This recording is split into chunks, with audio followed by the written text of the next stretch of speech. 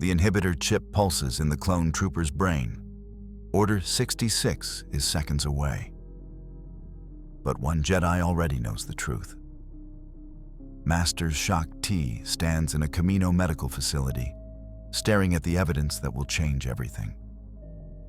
She's just discovered that every clone trooper in the Republic Army has been programmed to kill the Jedi.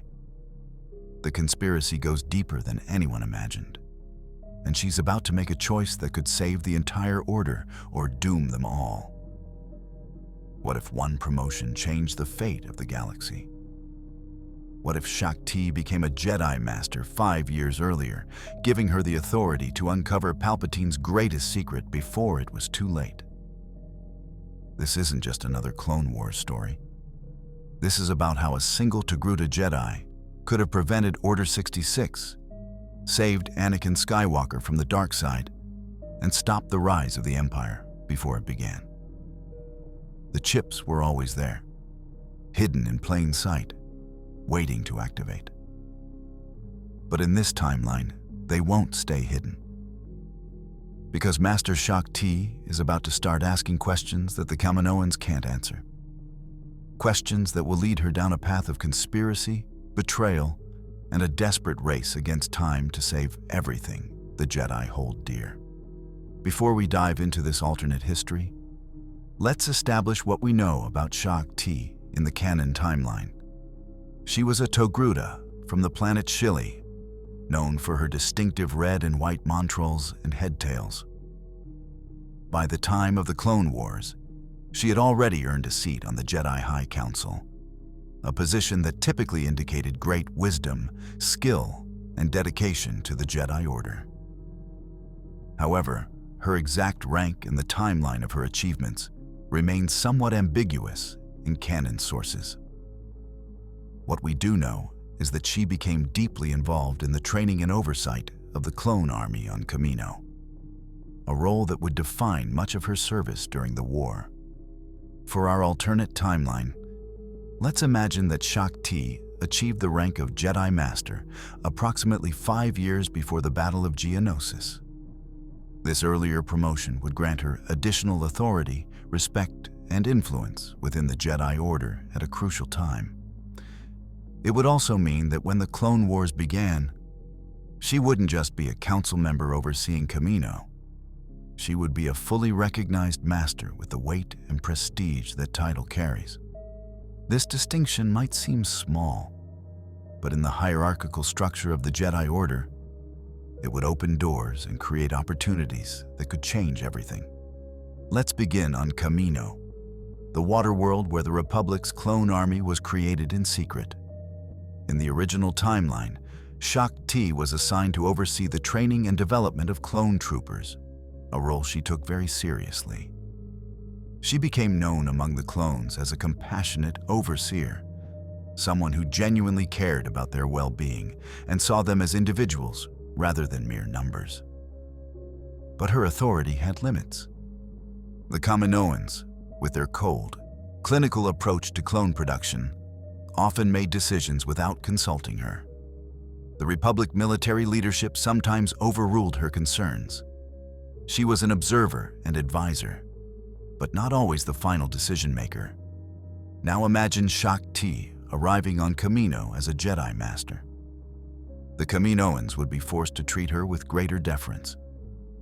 When she raised concerns about training methods or the treatment of clones, her words would carry the full weight of the Jedi Order's highest rank.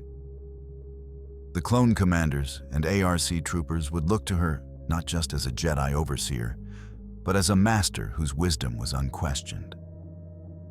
This shift in authority would be subtle, but profound.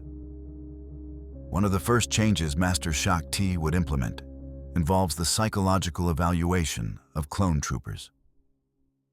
In the original timeline, clones were treated primarily as military assets.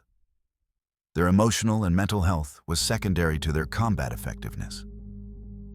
But Shaak Ti always understood that these were living beings with thoughts, feelings, and individual personalities. As a master, she would have the authority to mandate regular psychological evaluations and support systems for the clones. She would insist on meditation training, not just combat drills. The Kaminoans would protest, arguing that such measures were inefficient and unnecessary. But Master Shaak Ti's rank would give her the leverage to override their objections. This focus on the mental and emotional well-being of clones would have far-reaching consequences. Clones who received this additional support would be more resilient, more adaptable, and more capable of independent thought. They would be less likely to blindly follow orders and more likely to question commands that seemed wrong or immoral. This might seem like a small change, but it would plant seeds that would grow into something much more significant as the war progressed. Now let's talk about the inhibitor chips. In canon, these biological implants were secretly placed in every clone trooper's brain by the Kaminoans under orders from Darth Sidious. The chips were designed to ensure absolute obedience and would eventually be used to execute Order 66, the command that turned the clones against their Jedi generals. The existence of these chips remained hidden until ARC Trooper 5 discovered the truth. But his warnings were dismissed, and he was killed before he could expose the conspiracy. In our alternate timeline, Master Shaak Ti's deeper involvement with clone welfare would lead her to ask more questions about the cloning process.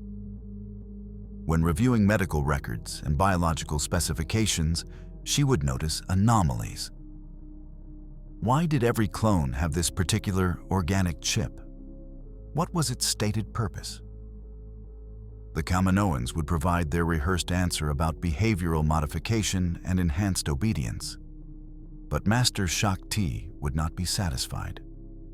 Her rank and authority would allow her to demand access to restricted files and to bring in independent medical experts to examine the chips. Let's imagine a scene on Kamino, perhaps a year into the Clone Wars. Master Shaak Ti stands in one of the sterile medical facilities, her reflection distorted in the polished white surfaces. Before her, a Kaminoan scientist nervously explains the inhibitor chips, calling them protocol enhancers, designed to ensure unit cohesion. But Shaak Ti's connection to the Force allows her to sense deception. She presses harder, invoking her authority as a Jedi Master and the Republic's overseer of clone development. She demands to see the original specifications, the complete programming, everything. The Kaminoans would stall and obfuscate, but they could not entirely refuse a Jedi Master acting on behalf of the Republic. Eventually, through persistence and investigation, Shaak Ti would uncover disturbing truths. The chips contained hidden programming, commands that were not part of any standard military protocol. She would discover references to numbered orders, including the ominous Order 66. The directive to eliminate all Jedi would be there, buried in encrypted files, waiting to be activated. This discovery would be catastrophic and revolutionary. Master Shaak Ti would immediately understand the implications. Someone had engineered the clone army with a built-in mechanism to destroy the Jedi Order. But who? And why? She would know that this information had to reach the Jedi Council immediately. But she would also recognize the danger of acting too hastily.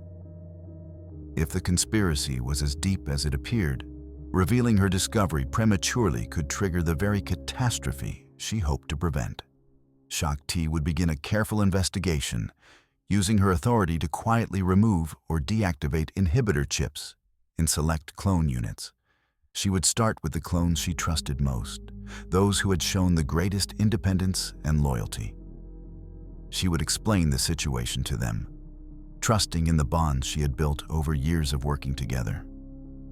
Clone commanders like Cody, Rex, and Bly would be horrified to learn that they had been programmed as potential weapons against their Jedi generals. The betrayal would cut deep, but it would also forge an even stronger alliance between Shaak Ti and the clones who learned the truth. Master Shaak Ti would then take her findings to the Jedi Council. Imagine her standing in the council chamber, the lights of Coruscant glittering beyond the windows. As she presents evidence of the conspiracy, the holographic displays would show technical specifications, encrypted commands, and testimony from clones whose chips had been safely removed. The council members would react with shock and concern, but also with the skepticism that had often characterized their response to warnings throughout the war. Master Yoda would sit in silence, his ancient eyes closed, reaching out through the Force to verify what Shaak Ti had discovered. Mace Windu would demand to know how such a massive conspiracy could have gone undetected for so long. Obi-Wan Kenobi would immediately grasp the implications for the clone troopers under his command. Ki-Adi-Mundi and Plo Koon would voice their concerns and questions. The debate would be intense and urgent. Some council members would advocate for immediate action, suggesting that all clones be recalled and have their chips removed. But Shaak Ti, with her deeper understanding of the situation, would argue against such a drastic move. Recalling the entire clone army would alert whoever was behind the conspiracy. It would also leave the Republic defenseless against the separatist forces. Instead, she would propose a more subtle approach. Begin removing chips from key clone units, particularly those serving alongside Jedi. Conduct a covert investigation to identify who had ordered the chip's installation and who had the authority to activate them. And most importantly, prepare for the possibility that the conspiracy reached into the highest levels of the Republic government. This is where our alternate timeline diverges most dramatically from canon. Instead of the Jedi Council remaining in the dark about the inhibitor chips until it was too late, they would now have advance warning. They would have time to prepare, to investigate, and to build contingencies. But knowledge alone would not be enough. The conspiracy was vast and the enemy was patient. The Jedi would need to be smarter and more careful than ever before. Master Shaak Ti would take personal responsibility for coordinating the chip removal operation.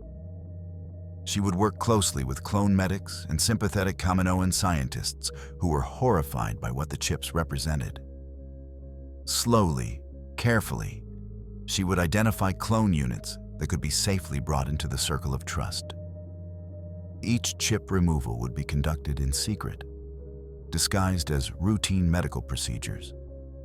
The clones who underwent the procedure would be sworn to secrecy, understanding that their silence could mean the difference between life and death for their Jedi generals.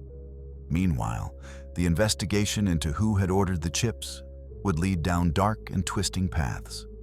Master Shaak Ti and other Jedi investigators would discover that the original order for the clone army had been placed by Jedi Master Sifo Dyas, who had died under mysterious circumstances. They would find evidence of Kaminoan contacts with unknown parties who provided funding and specifications that went beyond standard military requirements. Every lead would raise more questions than answers, and the trail would always seem to point toward the highest levels of power. Let's consider how this would affect the broader Clone Wars. With key clone units freed from their inhibitor chips, the dynamic between Jedi and clones would subtly shift. The clones would fight with renewed purpose, knowing that they were truly free beings fighting for a cause they believed in, rather than biological machines following programming. Jedi generals would have commanders they could trust absolutely, without the hidden threat of betrayal lurking in every clone trooper's brain. This would be particularly significant in pivotal battles. Imagine the Battle of Umbara, where in canon, Jedi General Pong Krell betrayed the Republic and manipulated clone troopers into fighting each other. In our timeline, the clones under Rex's command would already be free of their inhibitor chips. When Krell's treachery became apparent, they would be able to act more decisively and with greater confidence. The tragedy of clone troopers unknowingly killing their brothers would be averted, or at least minimized. The discovery of Krell's betrayal would also provide another data point for the Jedi investigation. suggesting that there were other traitors within the Order itself. But let's return to Master Shaak herself and explore how her enhanced authority would affect her relationships with other key figures. On the Jedi Council, she would emerge as a voice of moderation and compassion in an increasingly militarized order. While Mace Windu and other council members became more rigid and focused on winning the war, Shaak would advocate for remembering the Jedi's true purpose as peacekeepers and guardians of justice. Her experiences on Kamino, working closely with the clones and uncovering the inhibitor chip conspiracy, would give her unique insights into the true nature of the conflict.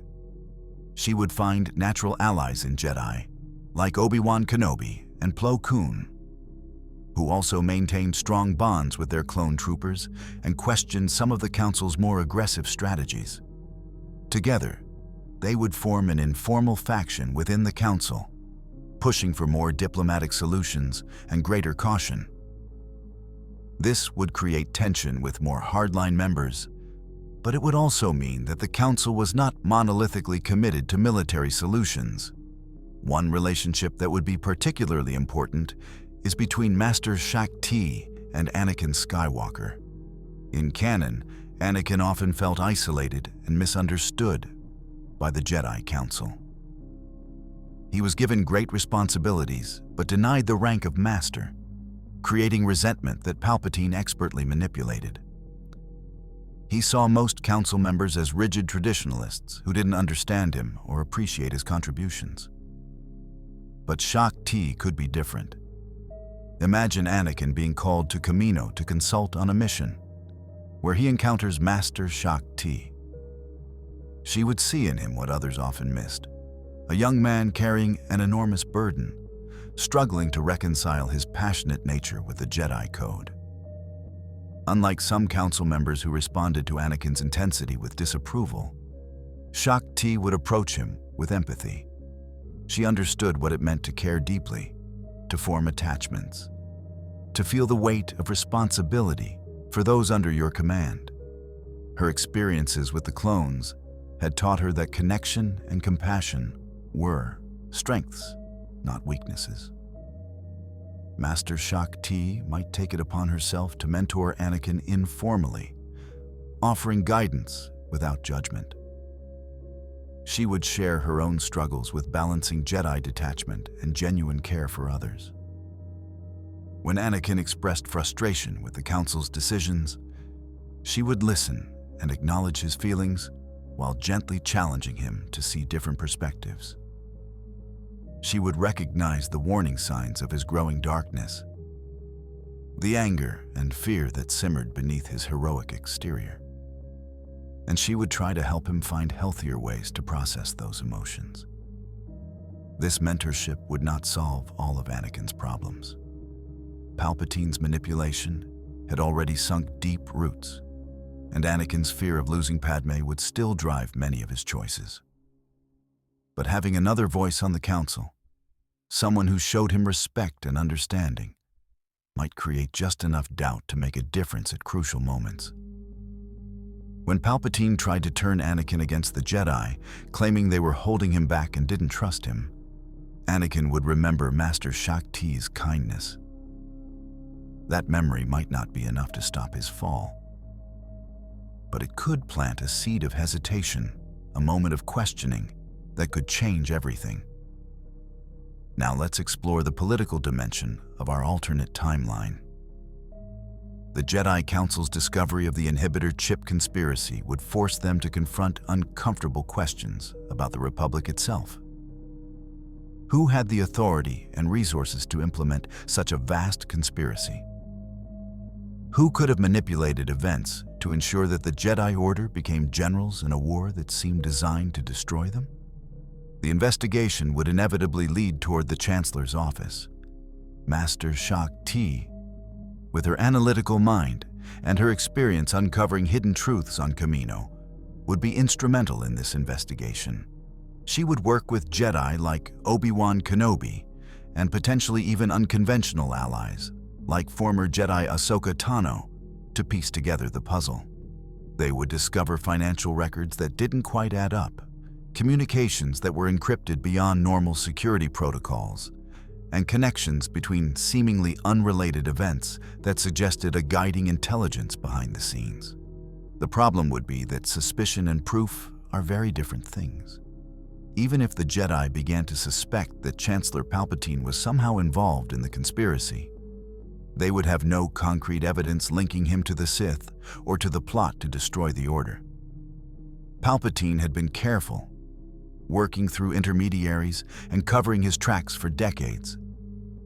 Any direct accusation without proof would be political suicide for the Jedi Order.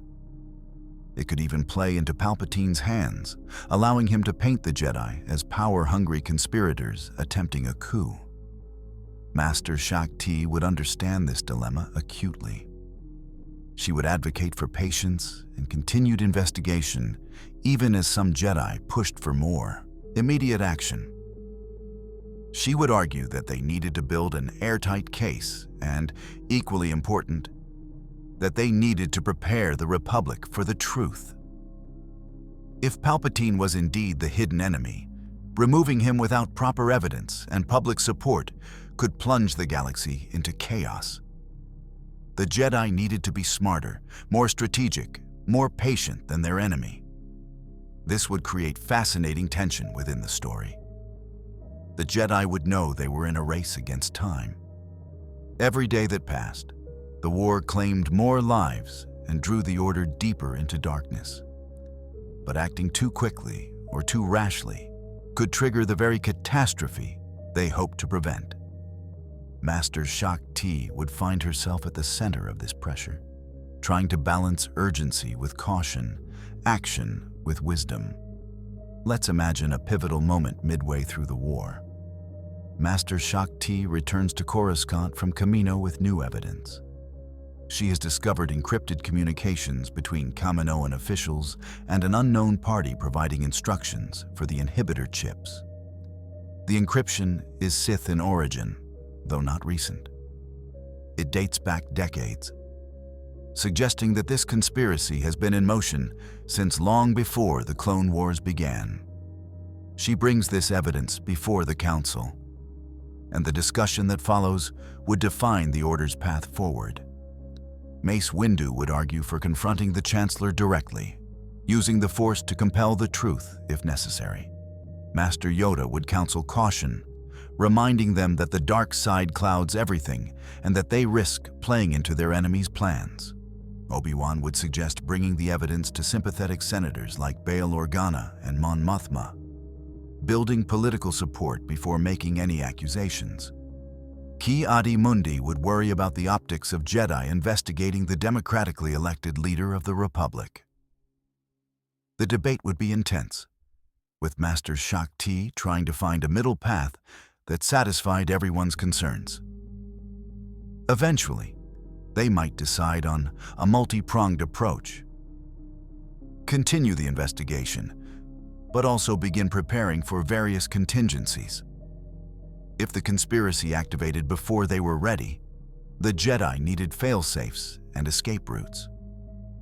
They would quietly begin documenting evidence and securing copies in multiple locations.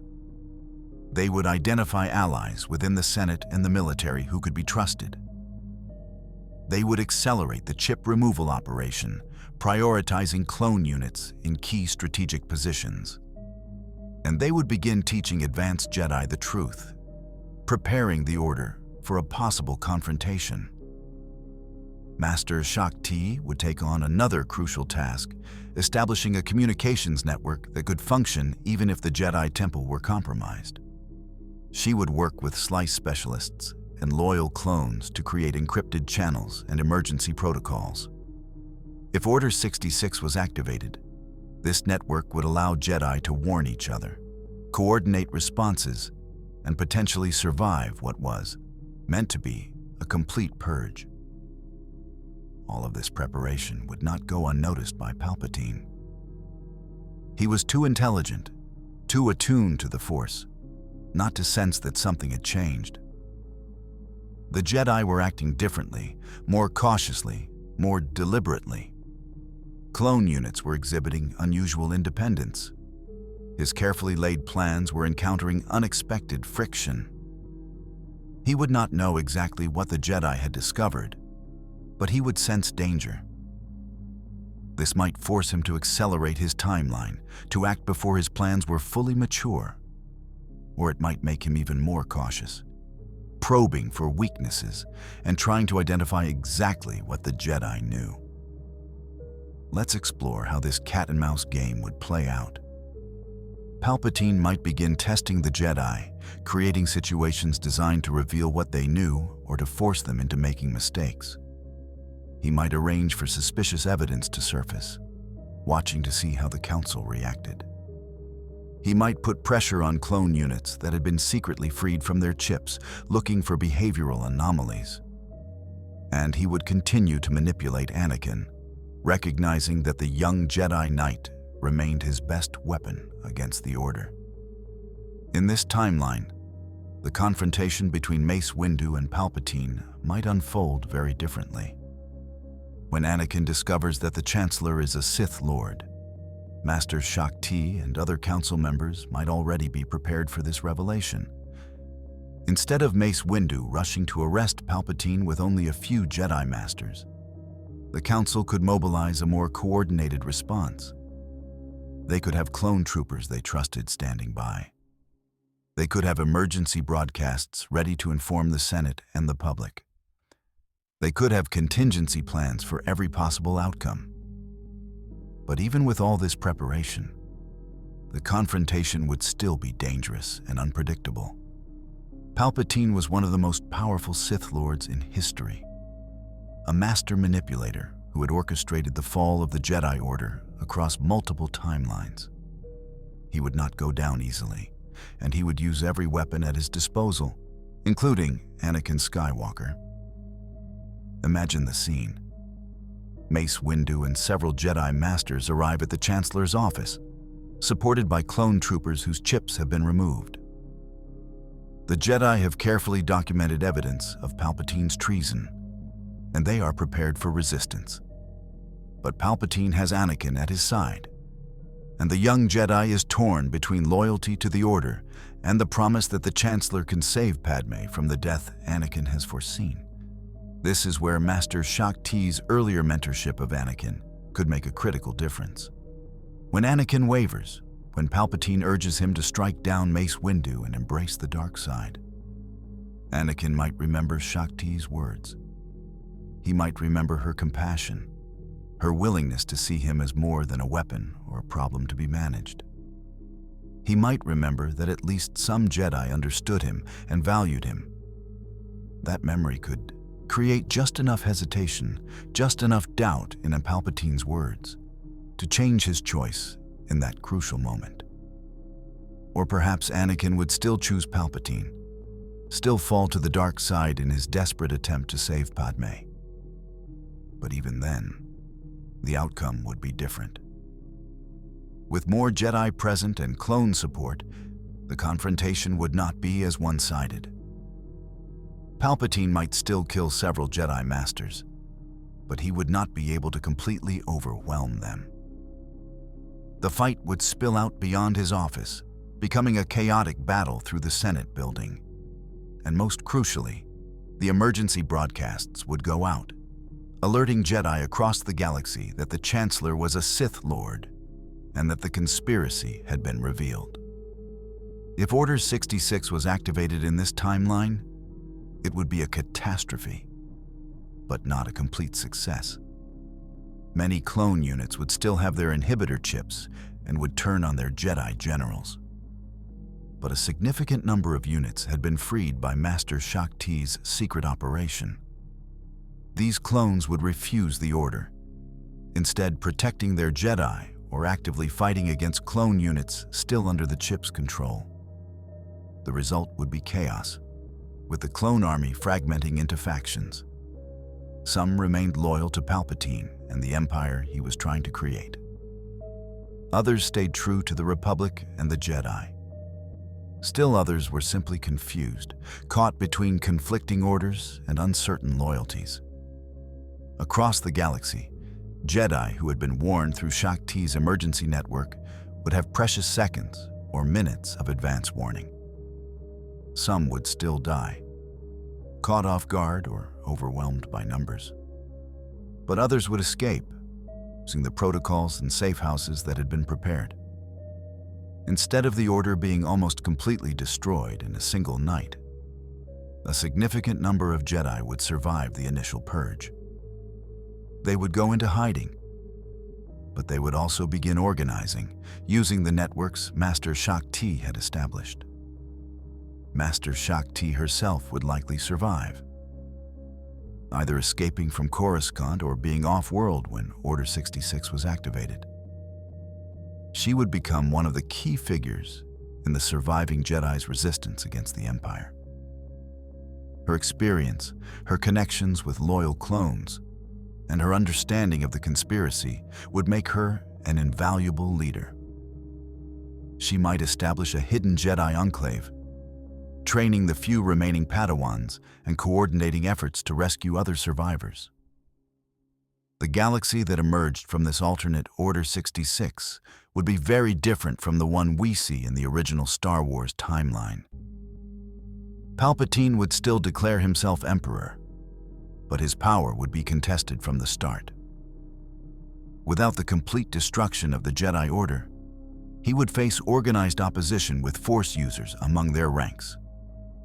Without the complete loyalty of the clone army, he would need to spend years consolidating control over the military.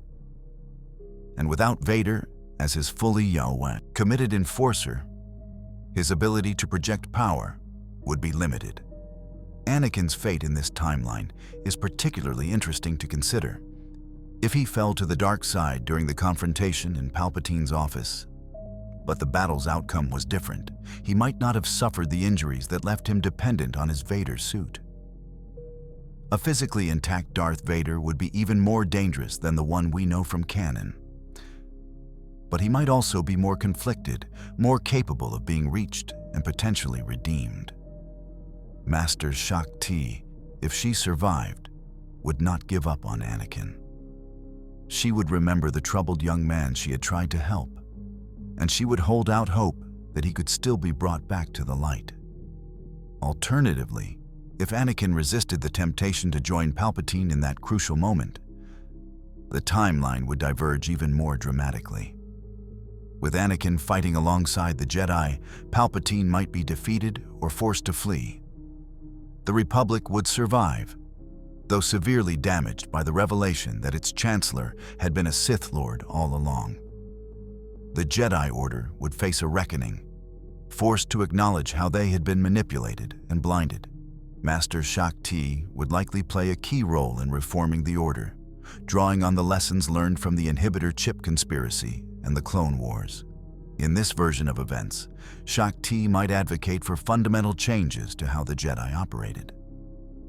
She would argue that the Order had become too insular, too removed from the lives of ordinary beings, too willing to serve as weapons for the Republic. She would push for Jedi to maintain closer connections with the people they protected, to be counselors and guardians rather than generals. She would fight to ensure that the Jedi never again became so blind to conspiracy and manipulation. The surviving clones would also need advocates in the post-war galaxy. In the original timeline, clones were discarded once the Empire no longer needed them, cast aside like broken equipment. But Master Shaak Ti would fight for their rights and recognition. She would argue that these men had been enslaved from birth, manipulated with inhibitor chips, and forced to fight in a war not of their choosing. They deserved freedom, support, and the opportunity to build new lives. Her advocacy could lead to the establishment of clone rights movements and support networks, fundamentally changing the clones' fate in the galaxy's history. Let's also consider Shaak Ti's personal journey through all of this.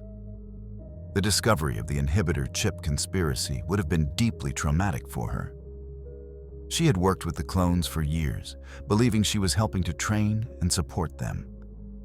To discover that they had been turned into weapons against the Jedi from the moment of their creation would have shaken her faith and caused immense guilt.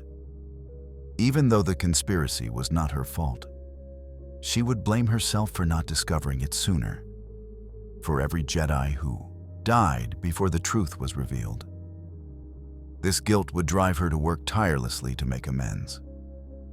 She would push herself to exhaustion, coordinating the chip removal operation, conducting investigations, preparing contingencies, and trying to protect as many lives as possible. Other Jedi would worry about her, urging her to rest and to trust in the Force. But Shaak would feel personally responsible, unable to rest while the threat remained. This self-imposed burden would test her connection to the Force and her understanding of the Jedi Code. Master Yoda, recognizing Shaak struggle, might take her aside for counsel. He would remind her that attachment and guilt are paths to the dark side, that she must find balance even in the midst of crisis. But he would also acknowledge that her compassion and determination were strengths that the Order desperately needed. The conversation would be a pivotal moment for Shaak, helping her to find a middle path between detachment and overinvestment, between action and contemplation. Throughout all of this, Master Shaak would also be dealing with the Kaminoans. Once she discovered the truth about the inhibitor chips, her relationship with Kamino's leaders would become extremely complicated. Some Kaminoans had known about the chip's true purpose and had actively participated in the conspiracy. Others were genuinely ignorant, believing the chips served a legitimate medical purpose. Shaak would need to identify which Kaminoans could be trusted and which were potential enemies. This would require diplomacy, investigation, and careful judgment. She might find unexpected allies among Kaminoan scientists who were horrified by the conspiracy. Not all Kaminoans were soulless corporate operatives. Some took pride in their work and had ethical standards. When they learned that their cloning technology had been weaponized to commit genocide, they would be appalled. Master Shaak could recruit these individuals to help with the chip removal operation and to provide testimony about how the conspiracy had been implemented. Their insider knowledge would be invaluable for both the technical aspects of removing chips and for understanding who had given the original orders. The question of what to do with Kamino itself would also arise. The planet was the source of the Republic's military might, but it was also compromised by conspiracy and corruption. Some in the Republic would argue for maintaining the facility under new oversight. Others would want to shut it down entirely, seeing it as a symbol of everything that had gone wrong. Master Shaak would find herself in the middle of these debates, drawing on her years of experience on the planet to offer informed perspectives. She might argue for continuing the cloning program, but with fundamental reforms. No more inhibitor chips, obviously. No more treating clones as property. Enhanced psychological support and recognition of clone rights. Transparency about the cloning process and Republic oversight. These reforms would be controversial and difficult to implement. But Shaak's authority as a Jedi Master, who had personally uncovered the conspiracy, would give her credibility in these debates. Let's return to the broader strategic situation and explore how Master Shaak's actions would affect the actual conduct of the Clone Wars.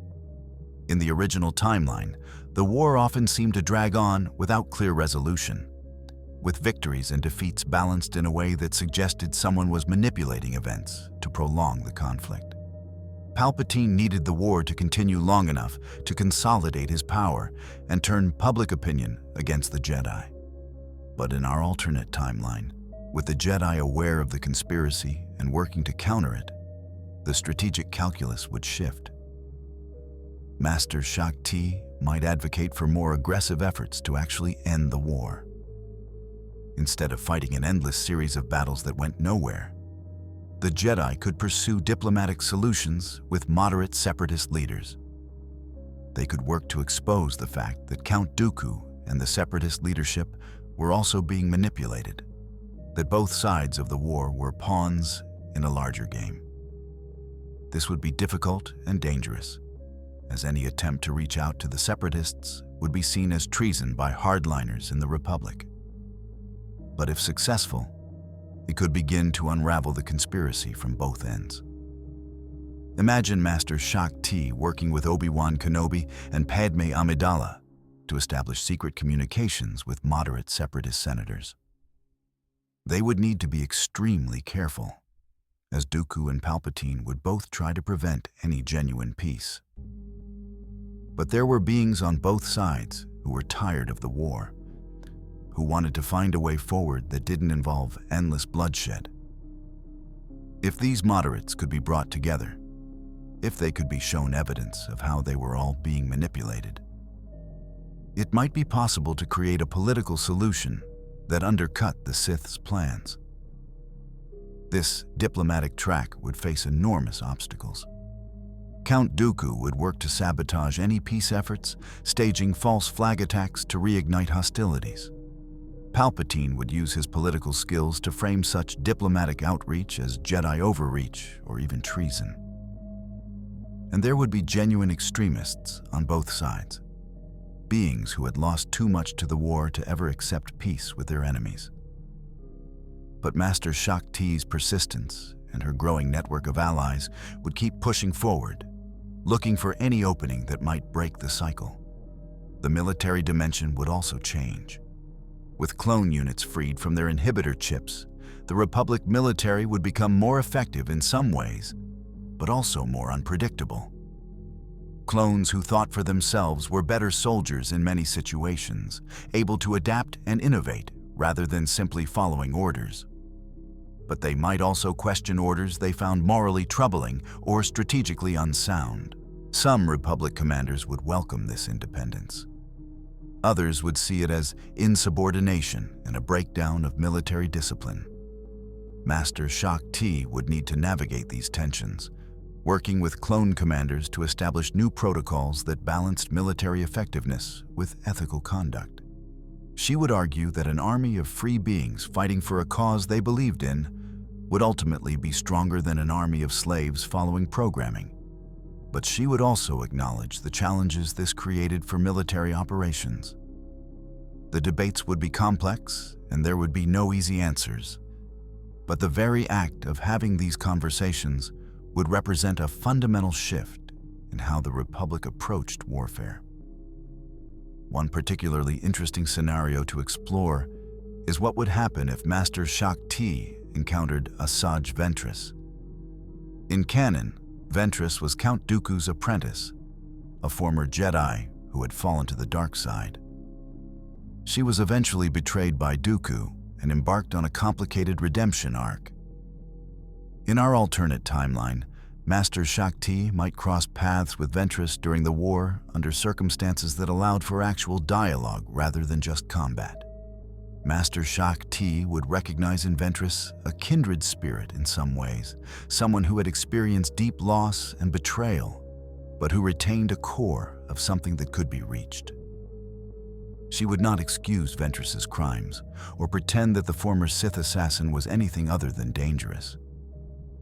But she would see possibility where others might see only an enemy to be destroyed. If they could have an actual conversation, Master Shaak Ti might plant seeds that would eventually contribute to Ventress's eventual turn away from the dark side. This is speculative, of course. Ventress's path was her own, driven by her own choices and experiences. But imagine Master Shaak Ti, after a battle where they fought on opposite sides, offering Ventress a choice. She would tell the truth about the conspiracy, about how both sides of the war were being manipulated by forces that saw them all as pawns. She would offer Ventress information rather than judgment, truth rather than propaganda. Whether Ventress would accept such an offer is uncertain, but the fact that it was made could make a difference down the line. Let's also explore Master Shaak Ti's relationship with Ahsoka Tano. In canon, Ahsoka was Anakin's Padawan, who eventually left the Jedi Order after being falsely accused of a crime and feeling betrayed by the Council's lack of faith in her.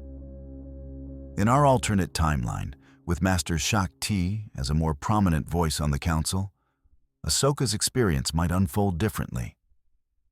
When Ahsoka was accused of bombing the Jedi Temple and murdering clones, Master Shaak Ti would be one of the Jedi most capable of investigating the truth. Given her investigative experience from uncovering the inhibitor chip conspiracy, Shaak Ti would believe in Ahsoka's innocence and would fight within the Council for a proper investigation rather than rushing to judgment. She would use her connections with loyal clones to gather evidence and testimony. She would push back against those council members who were willing to sacrifice Ahsoka for political expediency. While she might not be able to prevent Ahsoka's trial entirely, the political pressure would have been enormous. Her advocacy would ensure that Ahsoka knew she had at least some Jedi fighting for her.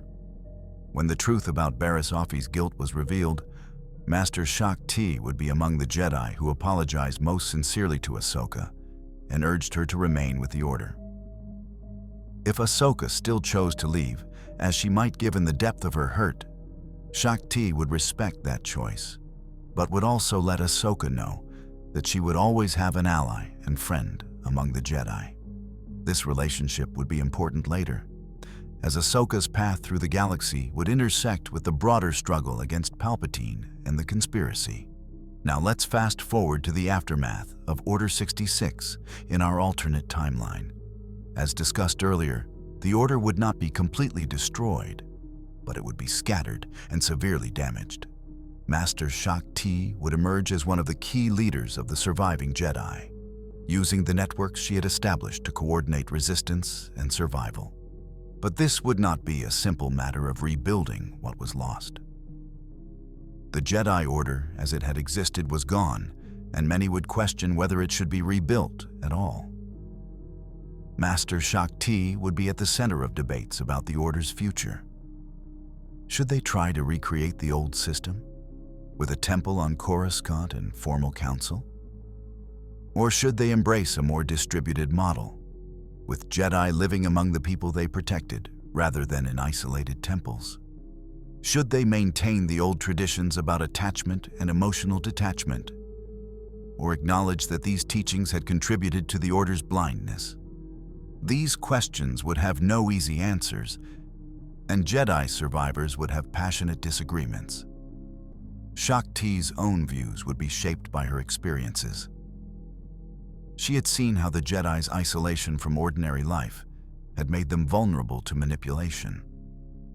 She had learned the value of connection and attachment through her relationships with the clone troopers.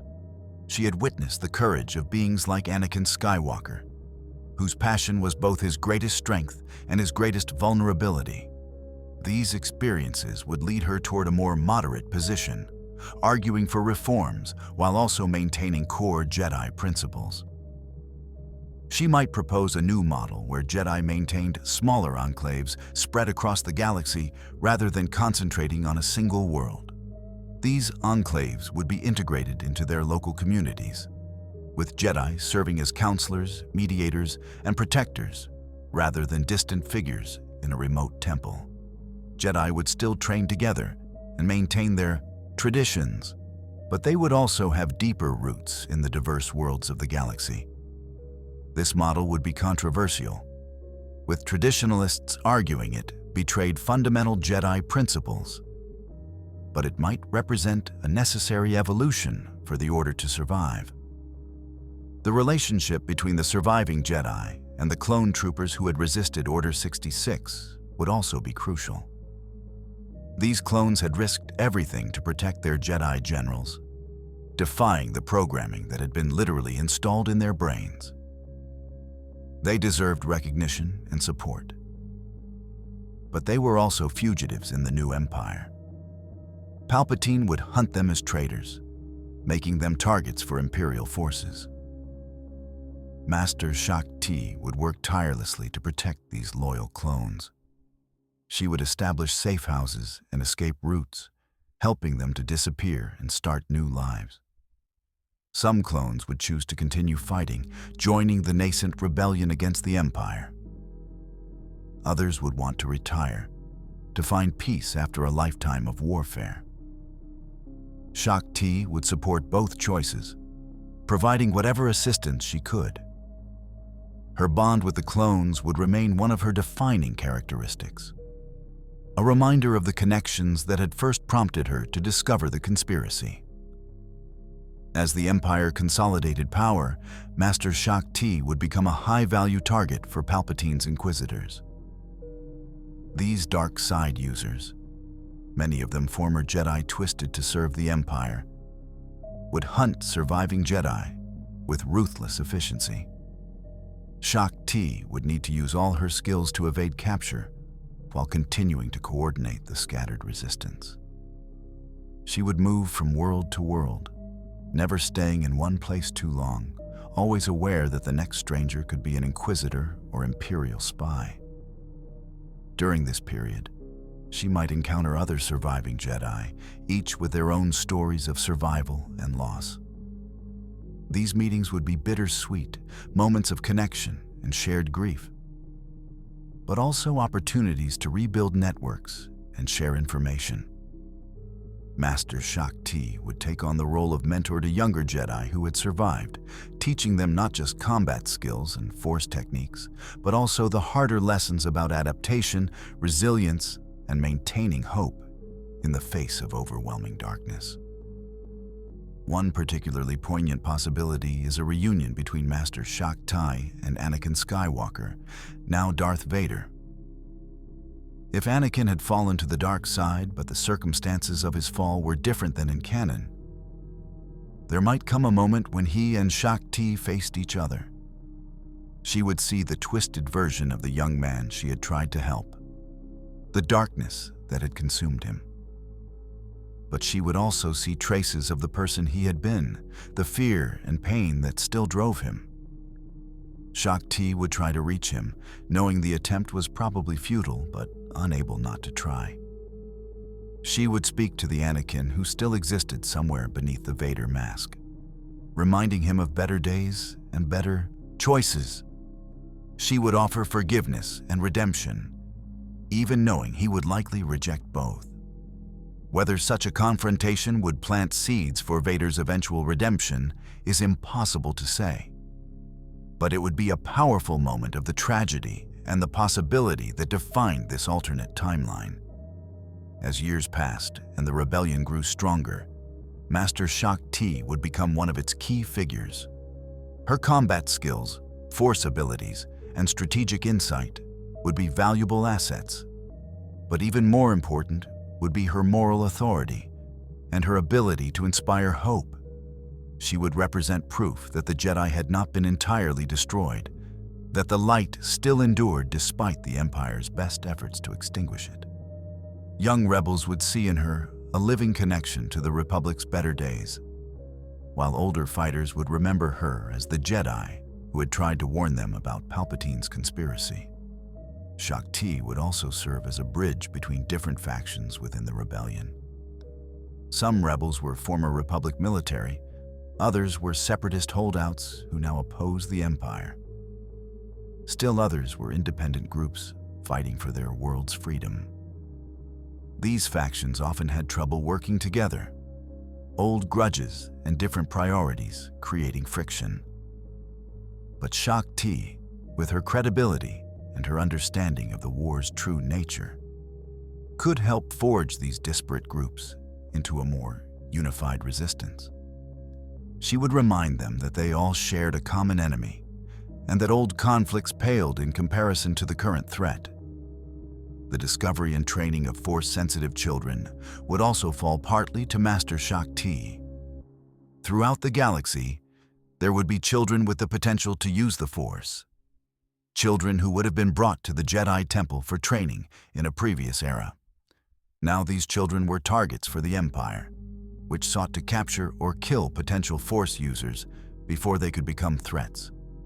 Shaak would work to identify these children and get them to safety, sometimes training them herself, sometimes connecting them with other surviving Jedi, always trying to give them a chance to understand their gifts without falling to the dark side or being destroyed by the Empire. This work would be dangerous and heartbreaking. For every child she saved, there would be others she couldn't reach in time. She would have to make impossible choices about when to risk exposure to save a life and when retreat was the only option. But she would persist, driven by the belief that these children represented hope for the future, the next generation that might eventually restore balance to the Force. Let's consider how Master Shaak's story might intersect with the original trilogy era. By the time Luke Skywalker begins his journey, Shaak would be one of the few surviving Jedi Masters who remembered the old order in its prime. She would have decades of experience fighting the Empire, training new Force users, and keeping the Jedi traditions alive in scattered enclaves across the galaxy. Her knowledge and experience would make her an invaluable resource for the Rebellion and for Luke himself. There are several ways she might encounter Luke. Perhaps she was one of the Jedi protecting Yoda on Dagobah, or maybe she maintained her own hidden enclave elsewhere. When the Rebel Alliance learned about Luke's Force sensitivity and his connection to Anakin Skywalker, they might bring him to Master Shaak for initial training. She would see in Luke both a new hope and a painful reminder of his father, the young man she had failed to save from darkness. Shaak's approach to training Luke would be different from Yoda's in canon. She would emphasize connection and compassion as much as discipline and control. She would teach Luke about the Clone Wars and the conspiracy that had destroyed the Old Order, helping him understand how the Jedi had been blinded and what lessons needed to be learned from that failure. She would also tell him about Anakin before his fall, about the good man who had been buried beneath the Vader persona. This knowledge would influence Luke's eventual belief that his father could be redeemed. When Luke insisted that there was still good in Darth Vader, Master Shaak would remember her own attempts to reach Anakin. She had failed, but perhaps Luke could succeed where she had not. She would support his mission, even while fearing for his safety, knowing that confronting Vader and the Emperor was extraordinarily dangerous. But she would also recognize that Luke's compassion and his refusal to give up on his father were exactly the qualities the galaxy needed. The old Jedi Order might have demanded emotional detachment, but Shaak had learned that love and connection could be sources of strength rather than weakness. In the aftermath of the Emperor's defeat at Endor, Master Shaak would face yet another question about the Jedi Order's future. With the Empire fallen and the New Republic rising, would the Jedi be reconstituted? Should they return to Coruscant and rebuild the temple? Or had the time come for something genuinely new, a Jedi Order that learned from past mistakes and embraced a different relationship with the Force and with the galaxy? Luke Skywalker would be crucial to these discussions, as the hero of the rebellion and a powerful Force user in his own right. But he was also young and inexperienced, having received only fragmented training from Obi-Wan, Yoda, and possibly Shaak herself.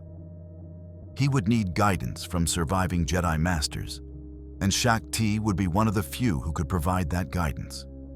Together, they would need to decide what the Jedi Order should become in this new era. Master Shaak would advocate for fundamental reforms based on everything she had learned over decades of war and survival. She would argue that the Jedi must never again become so isolated from the people they served. She would push for greater transparency and accountability, ensuring that the Order could never be manipulated as it had been before. She would support allowing Jedi to form attachments and have families, recognizing that the old prohibitions had contributed to emotional suppression and vulnerability to the dark side. These positions would be controversial, but her moral authority and her decades of experience would give her credibility in these debates. The question of what to do about the surviving Inquisitors and Imperial Force users would also arise. Some of these individuals had been twisted by the dark side beyond redemption, but others might be capable of turning back to the light. Master Shaak, with her belief in redemption and her memory of how Anakin had eventually been saved, would argue for at least attempting to reach these fallen Force users. She would establish programs to help those who genuinely wanted to leave the dark side behind, while also recognizing that some were too far gone and too dangerous to be given that chance. Throughout all of this, Master Shaak would grapple with her own mortality and legacy. By the time of the New Republic, she would be growing old, her body showing the strains of decades of warfare and survival. She would need to think about passing on her knowledge and experience to the next generation. She would document the history of the Clone Wars and the conspiracy, ensuring that the lessons learned would not be forgotten. She would train new Jedi Masters, preparing them to carry forward the reformed order she had helped create. In her quieter moments, Master Shaak would reflect on her long journey. She had started as a promising young Jedi, achieved the rank of Master, uncovered a galaxy-spanning conspiracy, survived a purge that destroyed most of her order, and spent decades fighting for a better future. She had made mistakes and suffered failures, but she had also achieved things that had once seemed impossible. She had helped save the Jedi Order from complete destruction and had played a role in the Empire's eventual defeat. These achievements would provide some comfort, but she would also carry the weight of all those she couldn't save. The clone troopers would remain close to her heart throughout her life. Even decades after the Clone Wars, she would remember individual clones she had known and worked with. She would support efforts to help aging clones, many of whom faced health problems from their accelerated aging. She would fight for their recognition as veterans and heroes, pushing back against those who wanted to forget the clones now that the war was over. This advocacy would be one of her lasting legacies, ensuring that the clones' sacrifices and service were remembered and honored. If Master Shaak lived to see Luke Skywalker's new Jedi Order take shape, she would feel both hope and caution. The students Luke trained represented the future, but they would also face their own challenges and temptations. The dark side had not been defeated, merely pushed back, and it would always seek new opportunities. But seeing these young Jedi learning to use their abilities in service of others, seeing them embrace both discipline and compassion, would give Shaak hope that this generation might succeed where hers had failed. In her final years, Master Shaak might choose to return to Shili, her homeworld. After a lifetime of service to the Republic, the Rebellion, and the New Republic, she would want to reconnect with her roots and find peace. She would live simply, perhaps in a small dwelling near a Togruta village, meditating on the Force and offering quiet counsel to those who sought her wisdom. Pilgrims would come from across the galaxy, Jedi seeking to learn from one of the last living masters who had known the old order. Veterans of the Clone Wars wanting to pay their respects, former rebels who remembered her service. She would welcome these visitors, sharing stories and lessons learned from a lifetime of experience. But she would also insist that they should not worship the past or try to recreate what was lost. The old Jedi Order had fallen for reasons, and while much about it was worthy of respect, it had also been flawed. The new generation needed to learn from both the successes and the failures, to take what was good and leave behind what was not.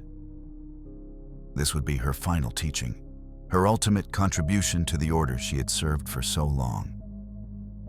When Master Shaak Ti finally became one with the Force, it would be peacefully, surrounded by those who had learned from her and been inspired by her example.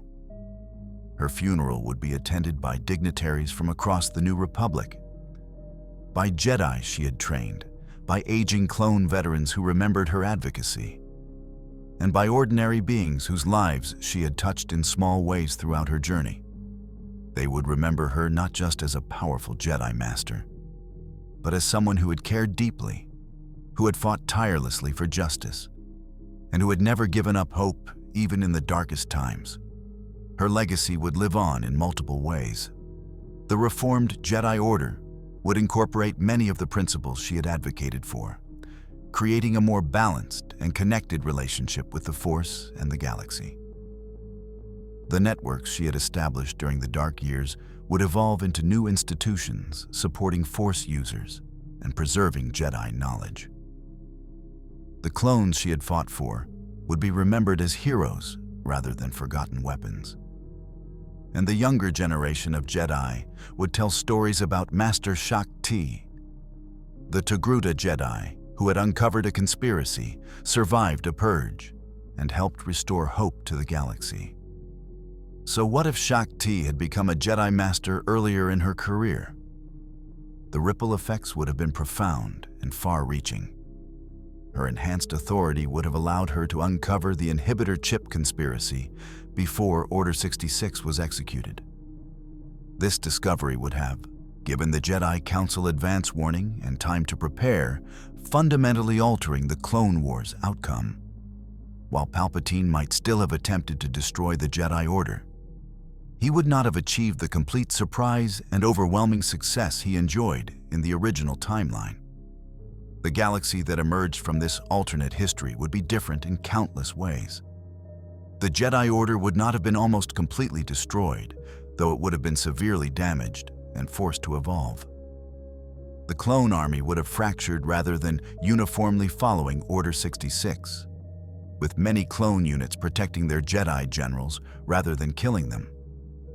The Empire's rise would have been contested from the start, facing organized resistance from surviving Jedi and their allies. And Anakin Skywalker's fate would have been uncertain, with the possibility that Master Shaak Ti's mentorship might have created just enough doubt to alter his terrible choice. Throughout all of this, Master Shaak Ti herself would have grown and evolved. She would have been tested by impossible choices and crushing burdens, by failures and losses that would haunt her, but she would have persevered, driven by compassion and determination, never giving up on the belief that the light could endure even in the darkest times. Her story would be one of resilience, of learning from mistakes, and of the power of connection and hope to overcome even the most overwhelming darkness. This is the power of alternate history, of exploring how small changes can cascade into enormous consequences. A single promotion, a bit more authority at a crucial time, and the entire fate of the galaxy shifts. Master Shaak Ti becoming a Jedi Master earlier would not have prevented all the tragedies of the Clone Wars and the Empire's rise. But it would have given the light side of the Force a fighting chance, a beacon of hope that refused to be extinguished. And in the Star Wars universe, hope is perhaps the most powerful force of all.